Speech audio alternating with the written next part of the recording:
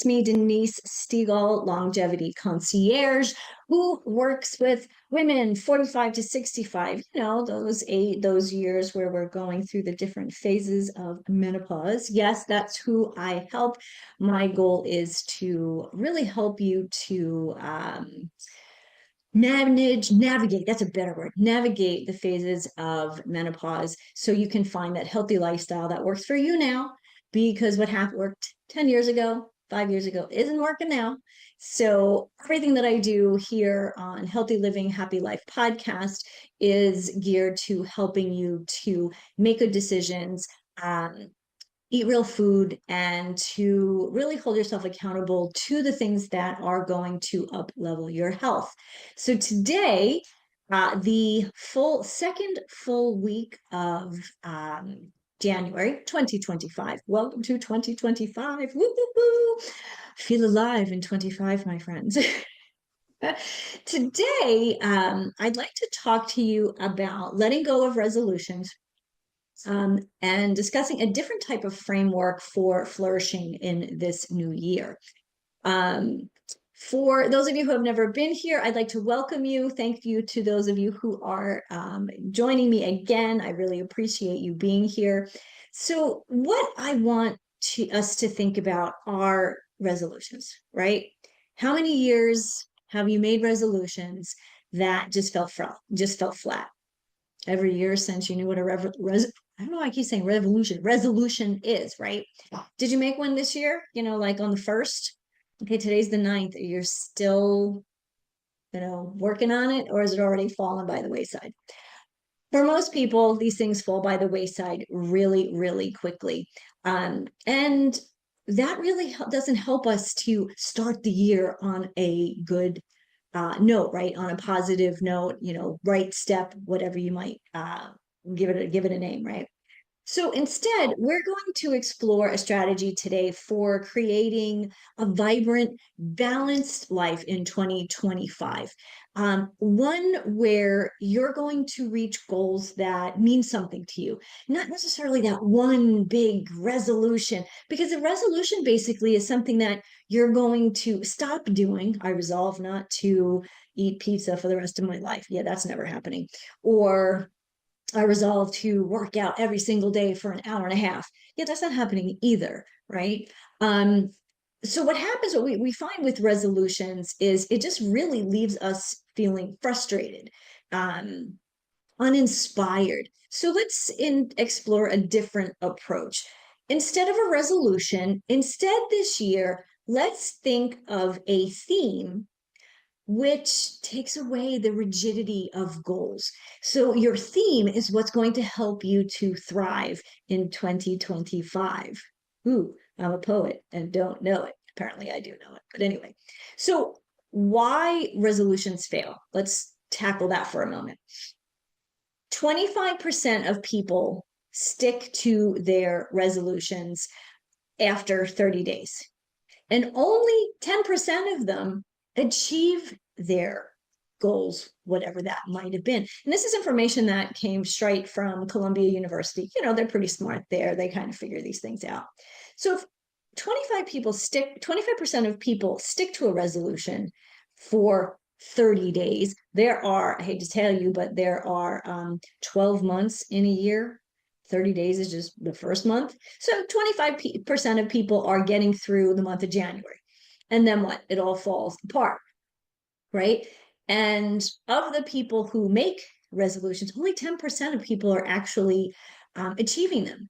Well, that's not a great number, right? That's not a great percentage. Yeah, if you're in that 10%, that's awesome.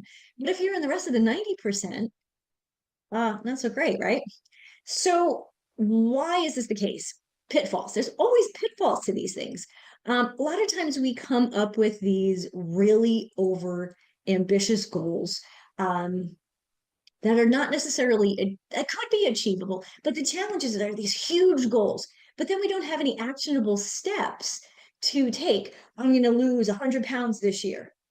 That's a big, hairy goal, right? But if you haven't thought about, what am I going to eat? How am I going to meal plan? Do I need support? How much exercise? What kind of exercise? If you haven't figured out those action steps, By the end of the year, guess what? You're not going to have reached that 100 pound. Now you may have lost 5 or 10 or 20, and that's amazing. But if you're setting yourself up for 100 and you've gained and you lose 25, how disappointed are you going to be? You're not going to be excited about the 25 you lost. You're going to be thinking about the 75 that you didn't. So that is one of the biggest pitfalls. The second is that the lack of support that most people need when it comes to change, setting a goal, reaching goals, right?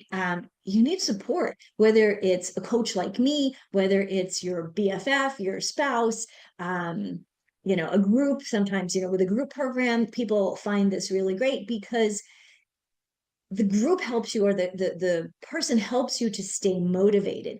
So you really need to have support. How many times does somebody say, oh, my resolution, they think to themselves, I'm going to resolve this year to, exercise 6 days a week.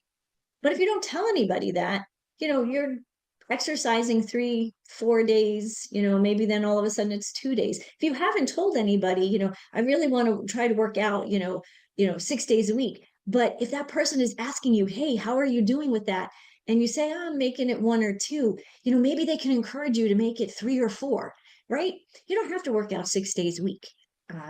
You don't. I know a lot of exercise people don't want to hear that, but you don't. When you plan well and you are doing the right exercise for you at this stage in your life, it's a lot different. Anyway, that's a totally different topic.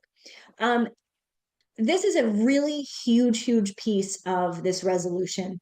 We have this horrible all or nothing mindset. Another way to say that, perfectionism. If it's not perfect, it's not good enough. This all or nothing mindset is something that holds us back and stops us in our tracks time and time again. Because when you have a small slip up, all of a sudden you feel like a failure, right? Kind of like I said before about, you say you want to lose 100 pounds, but you lose 25. You don't focus on the 25, you're focusing on the 75. And so it's not all or nothing. You've actually accomplished something.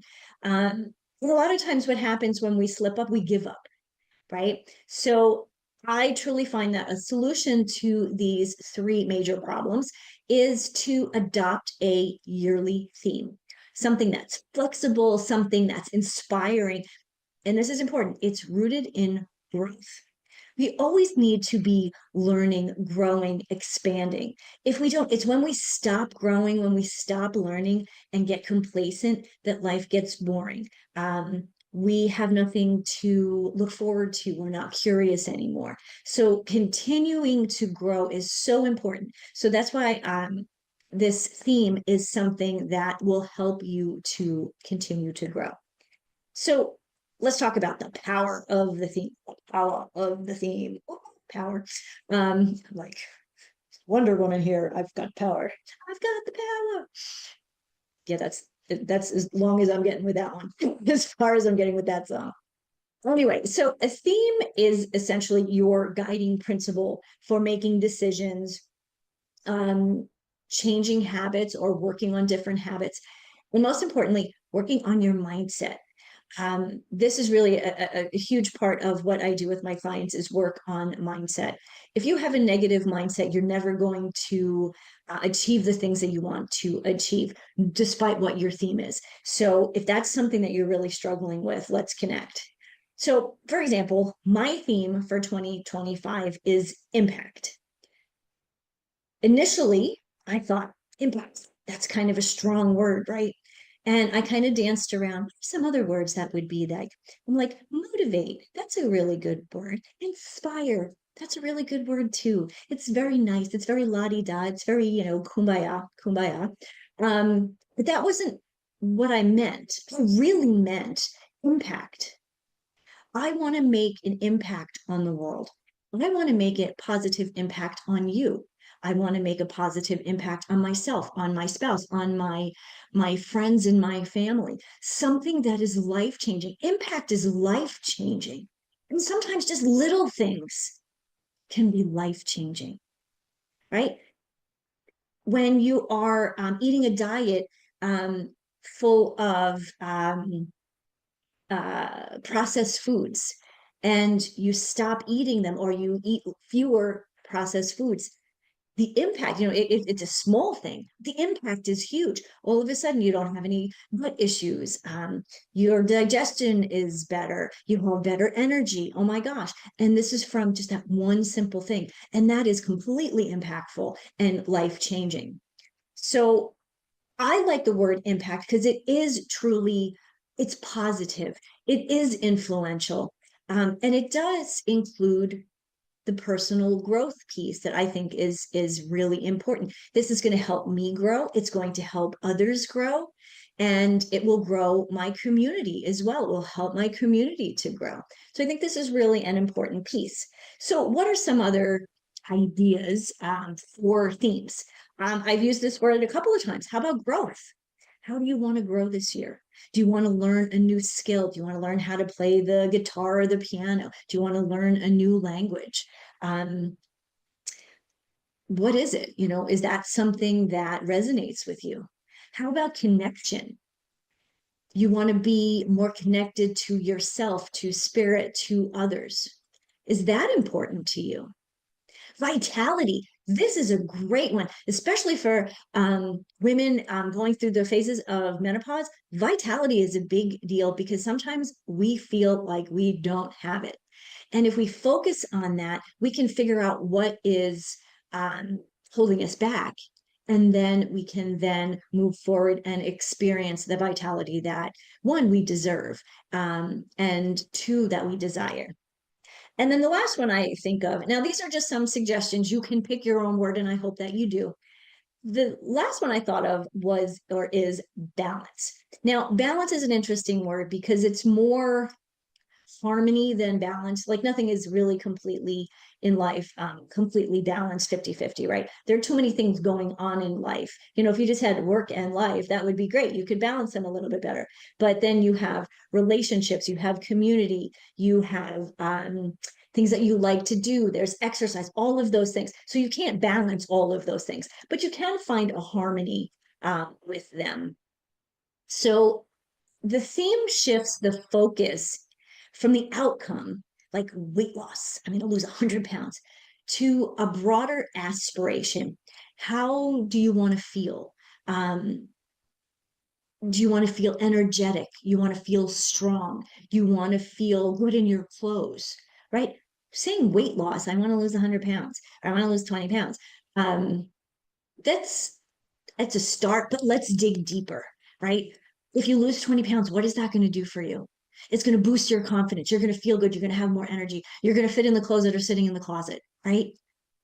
As you lose, as you're, losing weight or working out, whatever it might be, you're getting stronger, mentally and physically and emotionally. So it touches all the bases. Losing weight doesn't really touch all those bases until you look at it in a broader way. So living this daily theme, of course, once you have your theme, here's some tips for integrating it into your life. I want you to visualize success. What does it mean to have impact? Who do you want to be? Like at the end of the year. Now, I'm not saying you're going to be somebody completely different, but you're going to, if you're learning and growing, you're going to have different new attributes that you have cultivated. How do you want to feel? You want to feel energetic. You want to feel empowered. You want to feel confident, right? These are all great positive feelings. Nobody wants to walk around feeling, oh, I feel okay. Boring. That's not living life. Our goal here is to live the healthiest, the most vibrant, the most energetic life that we can for as long as we can, right? As the longevity concierge, I talk about long life, right? But what we just do today, the decisions we make today are going to affect tomorrow, next week, next month, next decade, whatever. So how do you want to feel? The next step, and I mentioned this before, is to set some goals. But these are micro goals. These are just little mini goals, right? You want to break them into small, digestible pieces, if you will. They're achievable steps. So for example, I'm my word impact, I'm going to use that again. How do I want to impact myself and my husband when it comes to our nutrition, right? Now, I cook pretty much every night. I would say at least 5 nights out of the week, sometimes six. Um, to best impact that in a positive way, maybe the thing to do is every Sunday, well, actually Saturday, every Saturday, I do a meal plan. I order my food. It's cold here in Minnesota right now, so I'm not going to the store. They're coming to me. I order the food, and then I do a little bit of meal prep. And so I've set myself up for success. So that doesn't take a lot of time, right? It's a mini goal. So this every week, my one goal on a Saturday is to plan what we're going to have for dinner for the next 6 days, order the food, and prep what needs to prep. You get a bag of peppers or whatever it is, any kind of veggie, cut them up, put them in a container. And I do recommend glass containers because you can see what's in them, right? So that's a great way for me to have impact on our nutrition. Maybe your theme is energy. Maybe it's your mini goal is to take a short walk every day. Maybe it's 15 minutes, maybe it's 30 minutes, right? But I have a friend who he did this last year and he's doing it again. Hi, Matt.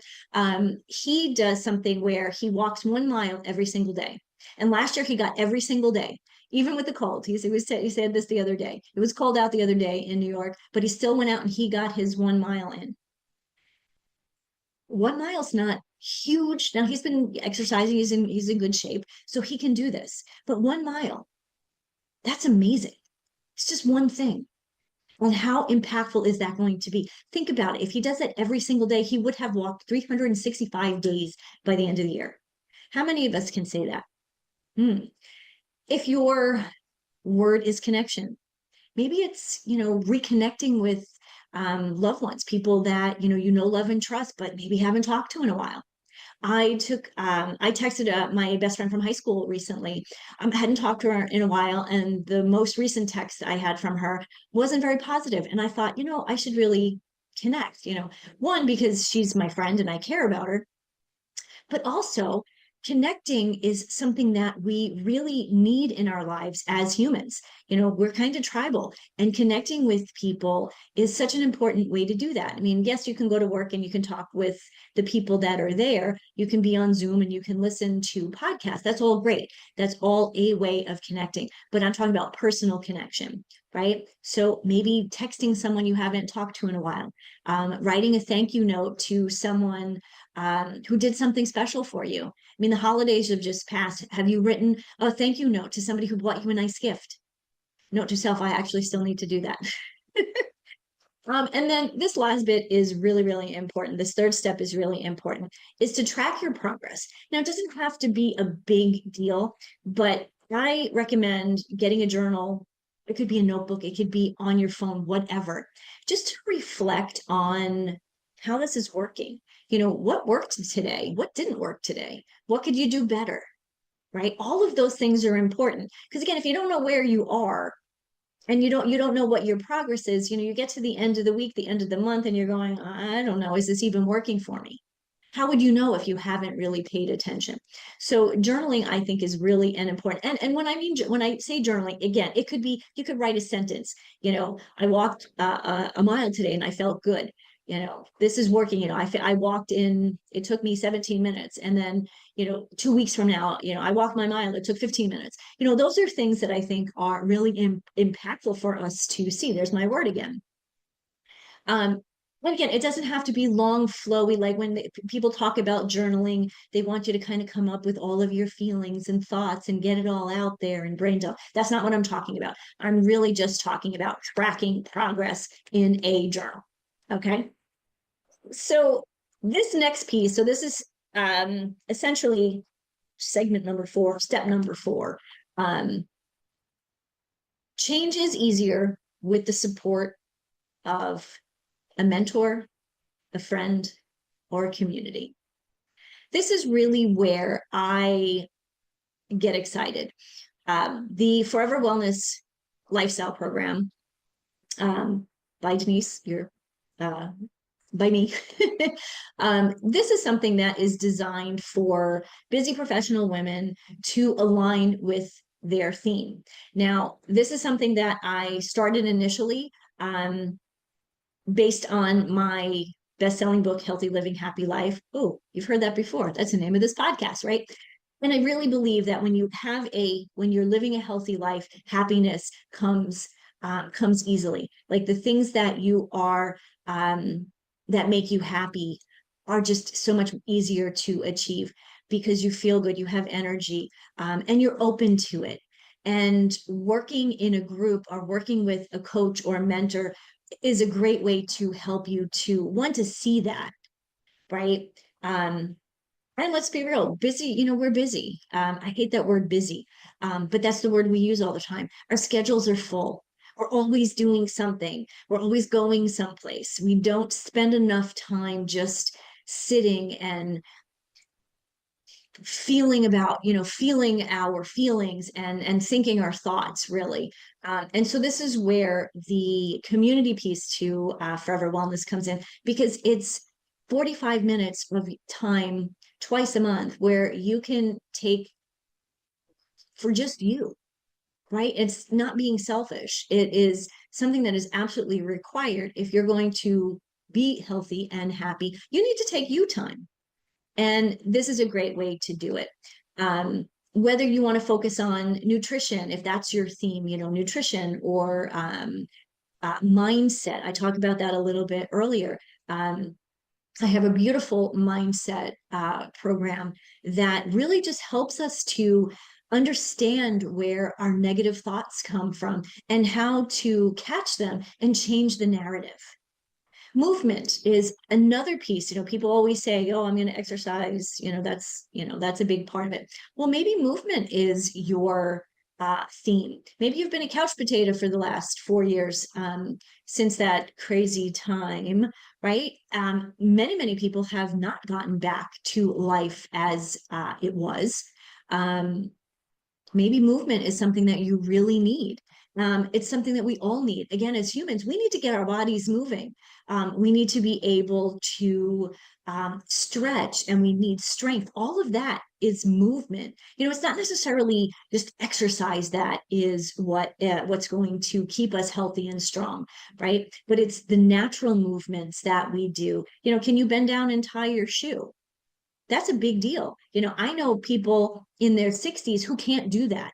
Shoot, I know people in their 50s who can't do that. Can you get up off the floor without using your hands? Can you get up off a chair without using your hands? If the answer is no, we should really talk, because that is a sign of that you're going in a negative direction with your health. And what ends up where that is going is towards the direction of frailty. And it's one thing if you're 90, it's another thing if you're 60 or 50. So there's so many reasons to make sure that you're connecting with the support of a coach, a mentor, or a community. It's going to help you continue to move forward and to continue to grow. So what else do I want to talk to you about? Let's see. Creating your dream. Let's see. Or you're creating your dream, creating your theme. Yep, I talked about that. I want to just go back and reflect a little bit on, that's a word, there's another word, about creating your theme for 2025. An easy way to do this is to actually reflect on 2024. What worked last year? What didn't work last year? How did you feel about things? How do you feel about life today? What's the one thing that you could change in life that would make things easier, right? Almost like the book, The One Thing for Business. What's the one thing that you could do that would make everything easier or not necessary, right? That's kind of what you want to reflect on when you're creating your theme. Again, keywords, I gave you a handful: harmony, balance, vitality, connection. But I think the most important thing, and this is something that I will leave you. This is where I will leave you today, is being aligned with your actions and your core self. So who you are to your core is not going to change because you have a theme for 2025.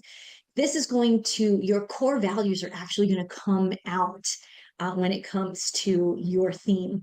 You're going to expand. So the being aligned with your action, this is really your compass for making these decisions. And there's actually, we already have the compass, it's our core values, but we don't think of it this way. We never think of our core values. Core values are, certain things that you believe, right? Things that you believe in. Sometimes those get in the way of decision making for whatever reason. But having a theme, choosing your theme for the year, is going to align with who you are. It's going to be that guiding compass, that guiding light, your North Star, so to speak, for every decision that you make. So, for example, if balance is your word for the year, is your theme for the year. So I don't know, I keep saying balance. I really do mean harmony, but I say balance. It's just a word that I've used year and year and year out, right? But balance, harmony. They use it, and I use it interchangeably, but truly I mean more harmony in life. And how do you do that? Aligned actions, prioritizing self-care, setting boundaries, big part of any of these themes is to have boundaries, right? This is something that you want to do. This is something that you want to focus on, you want to grow. So setting these boundaries are so important. So that, to me, my friends, is why 2025 is going to be different for you. This is why you're going to thrive in 2025, because you've thrown out the resolution, the whole concept of a resolution, and adopted the concept of holding a theme for the year. Now, quick secret. If you decide each quarter to change your theme, that's okay too. I'm with you on that. But again, if this is something that you need some support on, please connect with me. You can leave comments on the YouTube, connect with me on social media. I'd like to thank you all for listening, for tuning in.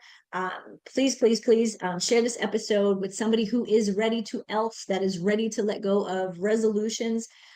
Subscribe, leave me a review. Would love to hear what you have to say. Again, connect on social media, and this will be the year that you thrive in 2025. We'll see you next time.